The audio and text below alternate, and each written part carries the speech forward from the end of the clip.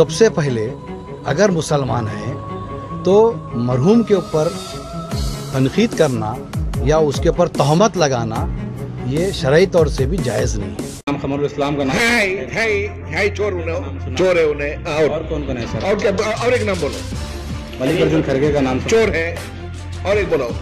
कनीस फातिमा का भी नाम लिया। चोरी है। देखिए 2 दिन पहले अनवर मानपाड़े का एक बयान आया जहाँ पे वो नाम लेने के लिए कह रहे थे और अब फिर चोर के लक़ब से उन लोगों को वो कर रहे थे। एक सबसे पहले वो पढ़ा लिखा है नहीं है, इसका मुझे पता नहीं, वो मुसलमान है नहीं है, ये साबित करना पड़ेगा अनवर मानपाड़े को, क्योंकि खास करके गुलबर्गे के मुसलमान पाड़ा बोले तो गाय के बच्चे को बोलते।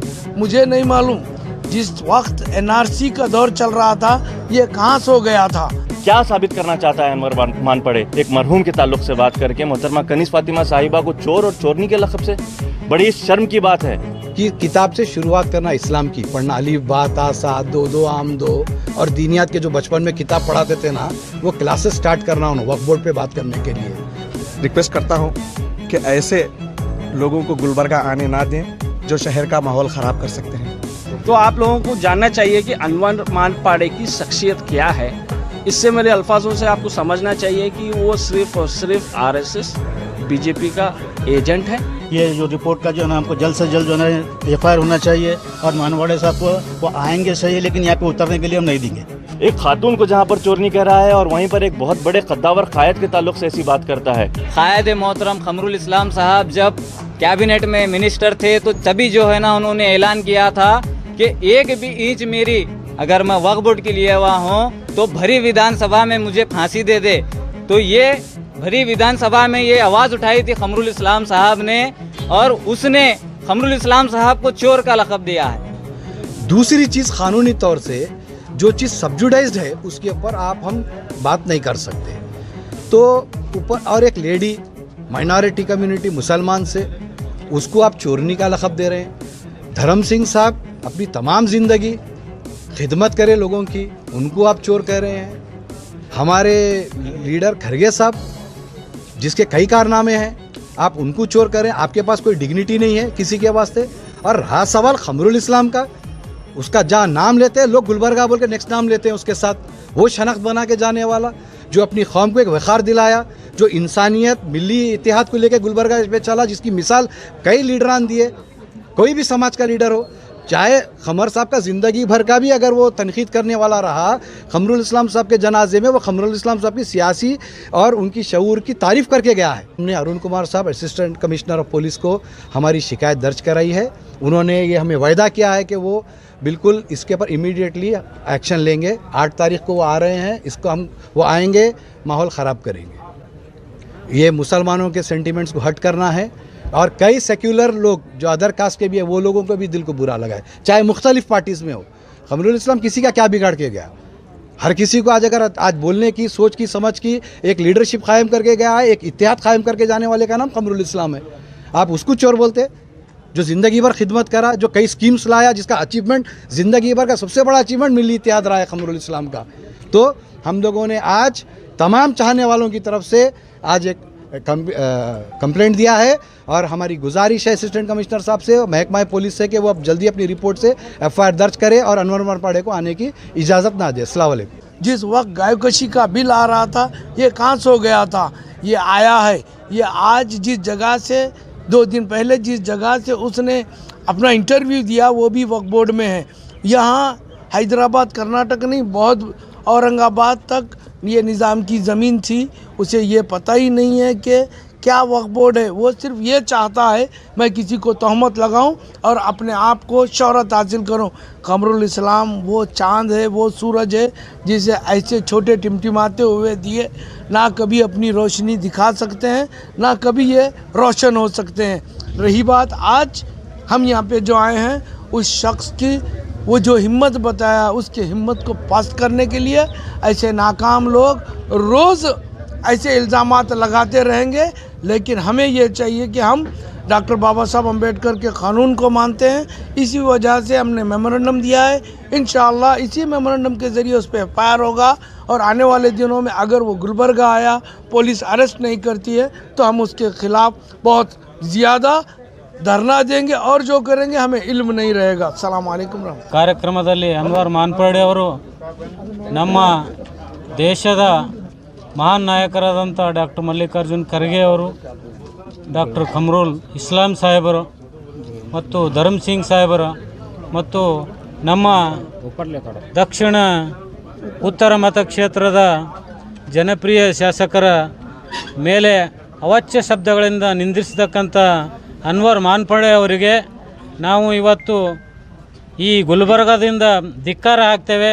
ಮುಂದೆ ಬರ್ತಕ್ಕಂಥ ದಿನಗಳಲ್ಲಿ ಹೌದು ಯಾವುದೇ ಸಭೆ ಸಮಾರಂಭವನ್ನು ಮಾಡಲು ಅವಕಾಶ ಮಾಡಿಕೊಡುವುದಿಲ್ಲ ಅಂತಕ್ಕಂಥ ವಿಚಾರವನ್ನು ತಮ್ಮ ಚಾನೆಲ್ ಮೂಲಕ ತಿಳಿಸುತ್ತಾ, बेंगलुरु से आया हुआ बीजेपी का दल्ला अनवर मानपाड़े ने हमारे मरहूम कमरुल इस्लाम साहब के ख़िलाफ़ और हमारे एमएलए मैडम खनीज फातिमा साहिबा के ख़िलाफ़ और हमारे इस गुलबर्गा शहर के सीनियर लीडर मल्लिकार्जुन खड़गे साहब के ख़िलाफ़ इसने बहुत गिरोनी हरकतें किया है। उनके ख़िलाफ़ अनाप शनाप वर्ड्स यूज़ कर उनके ख़िलाफ़ चोर का एक धब्बा लगाया है।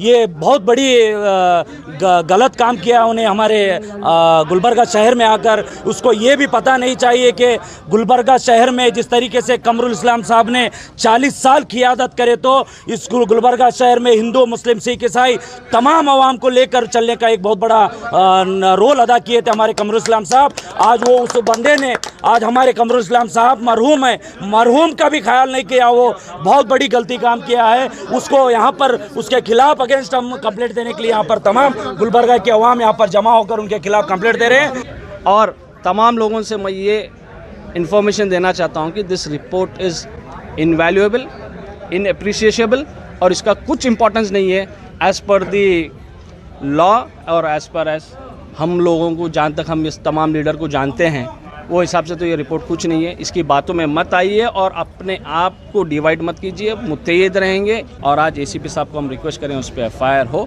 और एफआईआर होना चाहिए। और 8 तारीख को हम देखेंगे कि वो गुलबर्गा आके हमारी जगह आके धरना कैसा करता है। वो चीज़ हम देखने के लिए तैयार है और उसको स्टॉप करने के लिए और रोकने के लिए भी तैयार है। कहते हुए मैं बात ख़त्म करता हूँ। जो लूज टॉक हमारे सीनियर लीडर्स को और हमारे पार्टी के जो खिलाफ बोला है, हम आइंदा आने वाले दिनों में इसको थोड़ा भी हम बर्दाश्त नहीं करेंगे।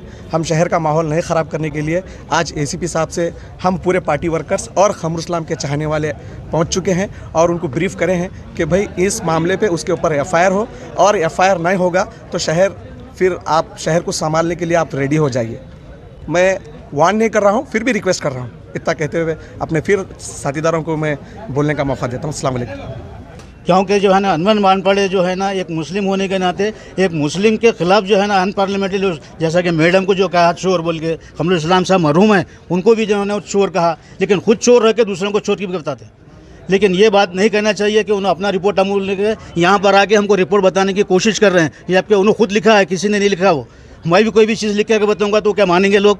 तो ये चीज़ जो है ना ये नहीं होना चाहिए। हम तमाम लोग जो है एहतजाज करेंगे और उनको गुलबर्गा में कदम रख लेंगे, नहीं देंगे। अगर कदम रखेंगे तो पुलिस उनको अरेस्ट करना चाहिए, नहीं तो हम जो है ना उसके बारे में जो है ना कानून बिगड़ जाएगा। यहाँ पे अनवर मानपड़े को इस इलाके के ताल्लुक़ से तफसीली तौर पर जानने की ज़रूरत है कि ये इलाका किस तरीके से इनामी लैंड बना था और किस तरीके से निज़ाम ने लोगों को इनामात दिए हैं, लोग इनामदार बने हैं और दरगाहों को जो जायदादें दी हैं उसके वो कितनी बड़ी बड़ी जायदादें थी।